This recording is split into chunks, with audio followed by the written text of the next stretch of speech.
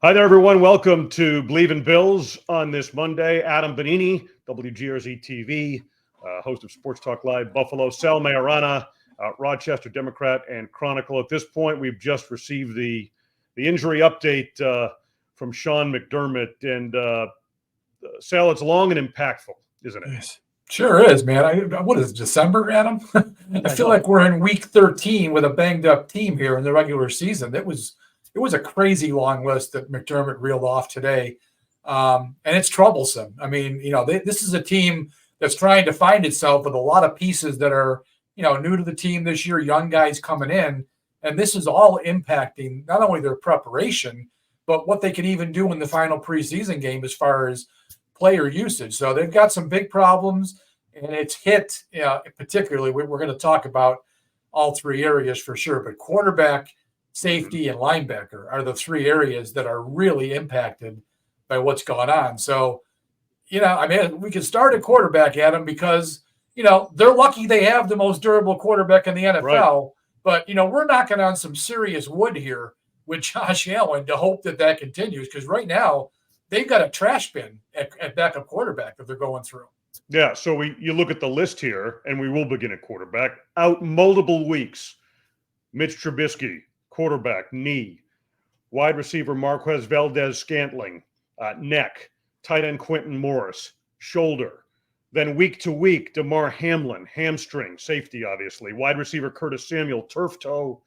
And linebacker Balin Spector, calf. Safeties Mike Edwards and Cole Bishop, due to begin at least a portion of individual drills this week, with the hope that Sean McDermott said to be back to full individual, not team drills, individual drills ahead of team work at practice by the end of the week. So not really a clear indication as to when they're going to be back and able to make an impact back there. So let's go back to quarterback, but that gives you an idea of the scale and potential impact of these injuries with the regular season fast approaching. I agree with you 100%. I mean, given Josh Allen's style of play, and they know this. I mean, we've heard Brandon Beane talk about this, Sal, at length. I mean, you're right. He's been so incredibly durable. As much as he runs the football and the type of hits that he absorbs, he has not sustained a major injury. You have to go back to the elbow injury near the very beginning of his career.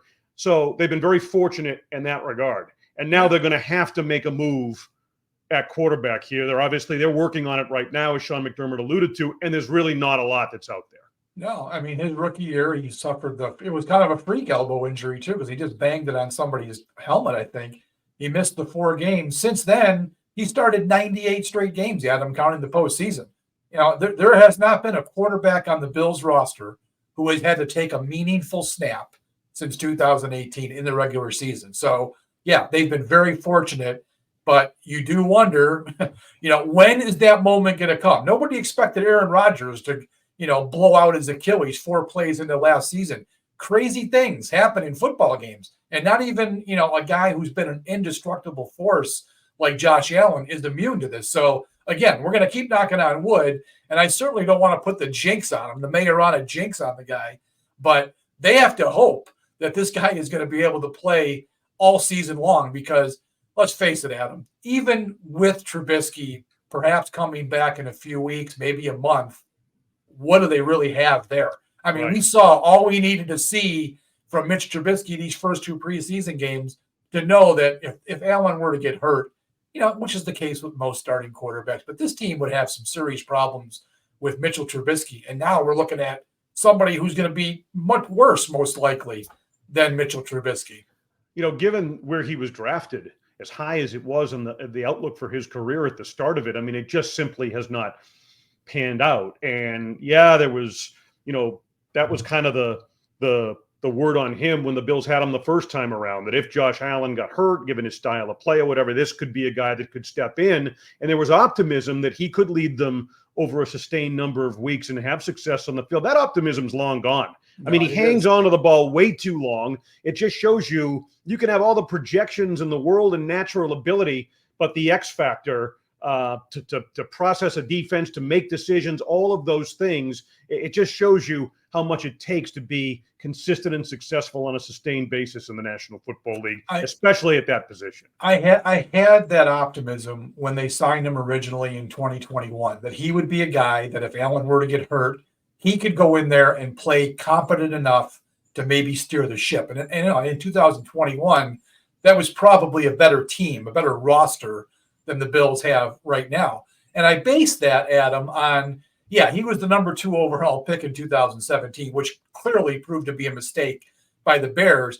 But when you looked at his 4 years in Chicago, there were times when he played well enough and he was just playing for bad teams and there wasn't a whole lot he could do. So I thought, well, he's coming to the Bills, where there's a lot of talent all across that offense. And if he had to play, he would probably be able to shepherd them through a game or 2 or 3. Then he moved on to Pittsburgh and got another chance to start, and he stunk the joint out. 2 years in a row, he lost that job. And now his career, to me, Adam, he is going to be a backup for the rest of the time he's in the NFL. And I'm not even sure he's going to be a good enough backup to do what we all said needed to be done if Allen got hurt. Just get them through whatever that period's going to be. Look, it's tough to evaluate him in these preseason games because he is playing, he played with all backups and third teamers the first week. But Saturday, he had the first string with him. And you could just see it's the same issues. Holds the ball too long, won't push it downfield, just seems to be hesitant in his decision-making. And that just can't be for a guy who might have to play, who's one snap away from being your starting quarterback. All right, so let's evaluate what's out there at this point. I mean, the name that has come up is Ryan Tannehill. Obviously, he's holding out to be a starter. It'd be great if they could get him to come in as the number 2 in Buffalo. There are some other options out there, but the cupboard is relatively bare when it comes to this position now and what they're looking for. I mean, I saw that on Twitter as soon as Trubisky was hurt. Oh, go call Ryan Tannehill. Well, okay, you can call Ryan Tannehill, and what's he going to tell you? Well, is Josh Allen hurt? Because I'm not coming at 36 years old to carry his clipboard for however many weeks it's going to be. He's waiting, and a lot of these guys, a lot of veterans do this. He's waiting till the end of training camp to see if a team suffers an injury to the starting quarterback. And once that happens, he's going to be the first call any team will make to come in and play. It's not going to happen in Buffalo. So forget about Ryan Tannehill. Out there, you've got Trevor Siemian, you've got A.J. McCarron, you've got a couple other stiffs that have no business even being considered for the position. The one thing that the Bills might have to do, maybe they'll sign somebody this week, Adam, just so they can get reps during the game to get them through the game. Because, my God, Ben DiNucci, can Ben DiNucci really play 4 quarters? So they're going to sign somebody, but then cut day is August 27th.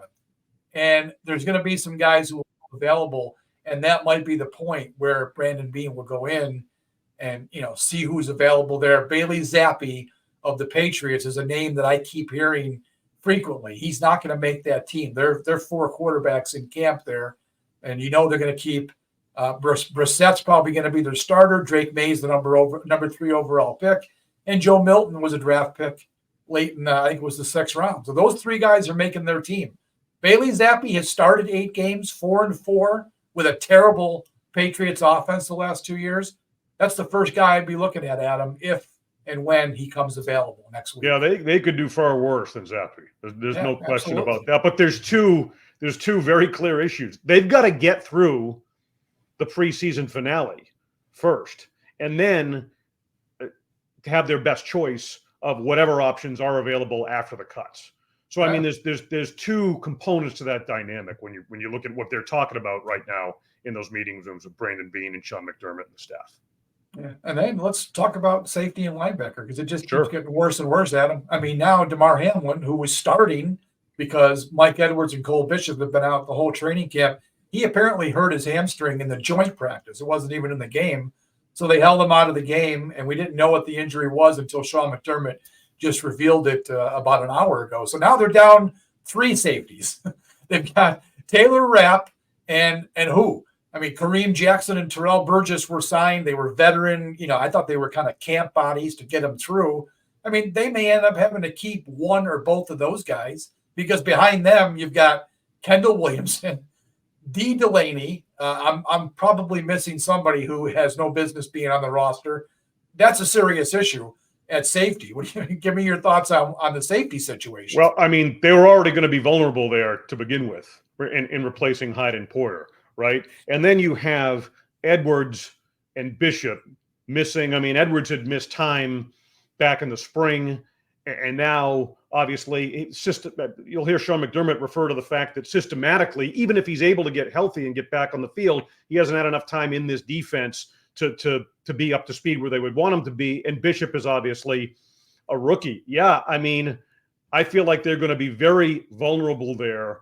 And starting with the Arizona Cardinals, teams are going to look to expose them right away, not to mention when you roll in the impact of the loss of Matt Milano. Well, the Cardinals, okay, whatever. I think the Bills will survive that. They got to go play Miami on a Thursday in week 2 with this secondary. I mean, with this safety group. I mean, can you imagine Tyreek Hill and the rest of those guys with their incredible speed? What could happen in that game if they don't get, either Mike Edwards or DeMar Hamlin at least back on the field? That's going to be a big, big problem for the Bills. And for those who aren't at practice on a regular basis. And when you talk about, just to put it we can speculate a little bit about potential time frame in return, a partial return to individual drills for Edwards and Bishop at this point does not inspire a lot of confidence that they're going to be even remotely up to speed if they are healthy for the start of the regular season. Yeah, and I guess the only positive you take out of today, if you're looking for positives, is we are 3 weeks out. So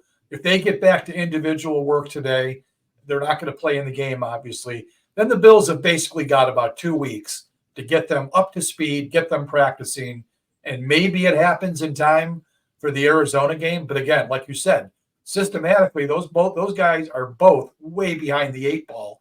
Edwards, a new player coming in as a free agent. Cole Bishop is a rookie, for crying out loud. At least Edwards has got 4 or 5 years of NFL experience.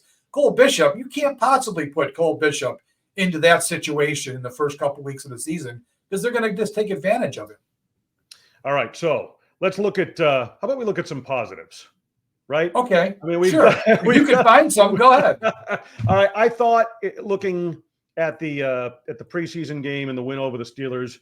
To me, I mean, we'll get to Andreessen because that was just a story that captured everyone's attention, and justifiably so, across all of football. I thought Greg Rousseau really stood out with his performance, very impactful, 2.5 sacks. I mean, that's the type of player they need him to be.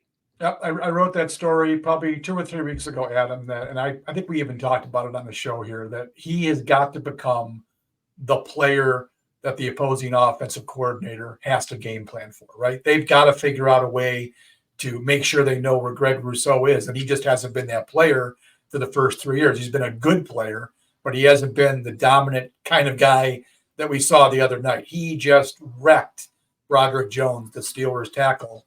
I think he played 11 snaps at him, and he had 2.5 quarterback sacks. Mm-hmm. It was just, he was a man against boys in that game. If that's the player that Greg Rousseau is going to be, that's a huge, huge impact thing for the Bills, because we know edge rusher, I think, has been an issue for them. They have not gotten, ever since Von Miller got hurt on Thanksgiving in 2022, they haven't gotten the type of edge pressure that I think the great defenses can generate. They just haven't with Epinesa, Rousseau, whoever else has been in there. Greg Rousseau, based on what we've seen so far, it looks like he's ready to take that jump into that upper echelon of edge guys. And that would be, like I said, that'd be a big impact for the Bills defense. Now, you know what? You're right. They haven't had it. And when they really haven't had it, when it's mattered most. Yes. In big postseason games, It's vanished. That's been an ongoing problem dating as far back as the AFC Championship loss to the Kansas City Chiefs that we've talked about. Big moment. They've shown flashes, but in big moments where there's so much on the line, they have not been able to get to the quarterback on a consistent and effective basis. So hopefully that begins to turn with the development of Greg Rousseau. Obviously, big storyline during the course of the week. Star linebacker Matt Milano out, torn bicep. Dorian Williams, your take on his performance in that game? Yeah, I mean, Dorian Williams stepped in. I thought he played fine. There were moments, again, in coverage. He's a little bit of a liability, and they've got to figure that out because he's going to be there. He's going to be the guy that they're going to be starting in place of Milano. You can see, whenever you watch him play, Adam, he is a physical, fast, violent player. And when he can diagnose what's happening, he's going to be able to get there and be involved in a tackle. That's very obvious. It's the pass coverage, and sometimes that diagnosing that he has to make, he's a little slow. So that's where in these next 3 weeks they've got to get that part of it ironed out, because if they don't, again, like the safeties, the opposing offense is going to find Dorian Williams on the field and take advantage of him. So all the talent, all the physical ability is there. Now it's just got to go through his brain a little quicker. And if it does, I think he's going to be fine. Perhaps on the flip side of that, and at the other end of the roster, Joe Andreessen. I mean, the UP product, Lancaster High School. I mean, his performance in that game, like a dream come true kind of stuff. And I think a lot of fans are asking the question right now, I mean, can this kid find his way onto the roster? You hear Sean McDermott talk about it on the Zoom on this Monday as we record this. I mean, he talks about the football instincts, the ability to diagnose. The quote was, if you can find the ball, you can find the ball. Taking, whatever, gaps in the background or a different coming up through the Mid-American Conference as opposed to like one of the power conferences in college football. I mean, your impression of him, and is this guy who could find his way onto the roster? Could he be a practice squad guy? I mean, I think they like what they have in him. Oh, absolutely. Look, they made the decision to sit out Terrell Bernard because they had to. With Milano hurt, they couldn't risk having Bernard get hurt. So they figured give Joe Andreessen the shot. Spector also was out, so they couldn't play him. He was great. I mean, you could just tell that he was so fired up for the opportunity. And it's one thing to be fired up at him, but he still, I thought, it's a cliche, but I still think he played within himself and within the responsibility that he was given in the defense. It wasn't like he was just flying all over the place with his pants on fire, making plays. He looked like he knew what he was doing, right? I mean, he really looked like he was able to see what the Steelers were going to come out and do, and he was able to get through traffic or get off a block. I mean, what is he, 225 pounds, I think? I'm not even sure. But he was able to shed blocks and make plays. That's the type of stuff that Terrell Bernard and Matt Milano do. So it was immensely impressive that he was able to do it. And, look, his path to the roster, I always thought that he was going to be cut, and it would be will they bring him back to the practice squad, because it was going to depend on numbers elsewhere. I think there's no question that he's going to be back on the practice squad.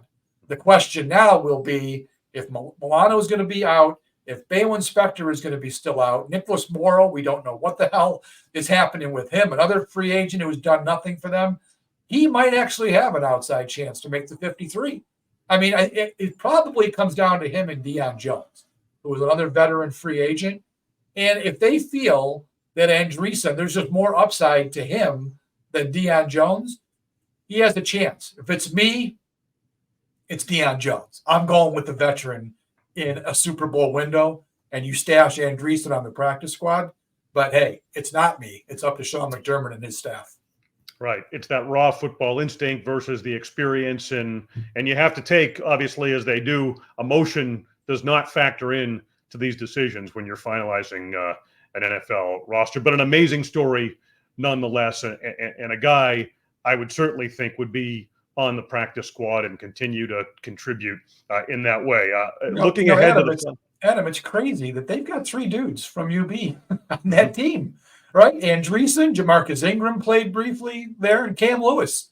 I mean, it's kind of crazy that UB has got 3 guys on the Buffalo Bills, at least their training camp roster right now. It shows they're paying attention to what they have in their own backyard. That's for sure. Nice. And, it also, I think, speaks to some extent. We could have a whole separate discussion about the Mid-American Conference and the players, on the high end of that. You think like a Khalil Mack, and the impact that he's been able to make in the National Football League coming out of it, and some of the quarterbacks that, for example, that have come out of the Mid-American Conference. That's an interesting discussion and one to continue to kind of monitor and watch. But the next item on the agenda is the final preseason game Saturday afternoon, and Sean McDermott it was his plan, obviously, to play Josh Allen this past Saturday night in Pittsburgh. The weather dictated otherwise. McDermott said it was never his plan to play the starters in the final preseason game. Right. Well, no, I think it wasn't his plan originally, Adam, but I think he wanted to do it because of the other injuries they had, and now he's decided because there's so many injuries that he can't do it. Now he can't risk having it. I mean, Ben DiNucci is going to have to play 4 quarters if they don't sign somebody, Adam. Right. That's kind of untenable, right? I mean, the problem I'm having with this is you had Shane Buechele play half of the Bears game. DiNucci played more than half of the Steelers game. How do you properly evaluate your other guys on offense? You couldn't. DiNucci wasn't even throwing the ball Saturday, so you couldn't make any evaluations on the wide receivers that were in at the end of the game. Well, actually from the end of the second quarter on, it's impacting the preparation, Adam. All these injuries are impacting what they're trying to accomplish. So I understand why he doesn't want to play the starters now, because they just flat out can't afford to lose anybody else. But as I said, playing the guys that he's playing, it's just hard to make determinations when they're trying to pick the final, whatever it is, 5, 6, 7 spots on the roster. It's a problem for McDermott. Let's widen the lens on that just a little bit then to wrap up this discussion here today, right? I mean, so much has gone into, he said Josh Allen had a good week in practice leading up to the Steelers game, which again factored into, he said, his decision to not play him on a soggy field on Saturday night down in Pittsburgh. But, I mean, how comfortable are you with the fact, I guess, with these new receivers? I would like to have seen more out of Keon Coleman, by the way, in that game the other night, right? I mean, how much does it impact things early in the season where there had been such a question mark? Not only are we talking about roster spots at the bottom of the depth chart, I think there's real-world impact as to how ready this team is come week 1. Yeah, and, we didn't even mention wide receiver, right? Now they're without Valdez-Scantling and Curtis Samuel are weeks, according to McDermott today. That was supposed to be 2 of your top 4 guys, we all thought, going into the training camp. We haven't even gotten to those guys today. So Keon Coleman is going to be thrust into a bigger role, especially if those 2 guys aren't back in time for the season. And I'll be honest with you, Adam, there was a lot of talk on Twitter the other day about that play at the goal line, and everyone blamed Trubisky for making a poor pass. I don't know how you saw it. That pass wasn't terrible, and Keon Coleman should have caught it. So in the first 2 preseason games, he's been targeted 3 times in a red zone, and he's failed all 3. And I think 2 of them were his fault, right? He couldn't separate the one time against Chicago. The second time it was a bad ball, and he played DB and broke it up. And then Saturday, that ball was right there to be caught. He didn't make the play. So, I'm a little bit concerned about that part of Keon Coleman's game right now. Yeah, I think now we're talking about a 2-game, body of work to begin. It's albeit preseason, but to judge him by it was not a perfectly thrown ball. No. But I don't think he extended far enough. He was going to take a hit there, right? He should. I think he should have made that catch for the touchdown. And absolutely. Going back to the Chicago game, one, he broke up a would-be interception. The other, I remember he didn't get hit. One of the reasons they drafted him was because of his vertical ability, and he didn't show it in the Chicago game. They left him out there for an extended period of time against the Steelers. I think it's fair to say they want to see, they think he needs the reps, and I think they definitely want to see more from him. Oh, absolutely. I don't think he is ready to be a big contributor yet. I just don't. I mean, from what I've seen in practice, there's been moments for sure, but we've seen in these 2 preseason games, he's caught 2 passes for, I think, 20 yards, hasn't been overly targeted, but, you would think that there would have been other opportunities to get him the ball, and they haven't been able to. So I don't know if, the read didn't take him there or he wasn't open, but, I think they need to get more out of Keon Coleman right now. And with these injuries to Samuel and Valdez-Scantling, it's kind of an issue. They're dealing with an issue at several positions. And sand continues to sift through the hourglass toward the regular season opener against the Arizona Cardinals. That'll do it for Believe in Bill. Sal, quick thought on what you have coming up in the Rochester Democrat and Chronicle. Yeah, I just finished a story about the injuries, which is why we had to tape so late here today. I'm working on a big feature on running back Ray Davis. That's going to be sometime next week. Just an unbelievable story. You've heard, some of it, how he was homeless as a kid and everything else. But I talked to the woman who became his guardian, and she just gave me incredible information about what this kid went through and all the steps that have led to him being a homeless kid at 8 years old to having a chance to play in the NFL. So that's a big one that I'm working on this week. That'll be out in the Democrat and Chronicle next week. All right. And speaking of positives, I thought Ray Davis's performance against the Steelers, again, he continues to show flashes of what they may have in the backfield along with James Cook. Sports Talk Live Buffalo set to resume week 1. New time on WGRZ Monday nights at 7 o'clock, and complete overhaul this year. So we're doing a lot to kind of freshen things up. I'm working with our new sports director at WGRZ, John Scott, as well. Vic Carucci will be back, Paul Hamilton, Lindsey Moppert, Jonathan Acosta as well, all contributing. So that'll be back up and running week 1, and we're certainly looking forward to that. But well before that, Sal, we'll be back on Wednesday. 3 more editions, including this one this week of Believe in Bills. Appreciate it as always, man. All right, buddy. Take care. All right, take care, everyone. We'll see you again on Wednesday.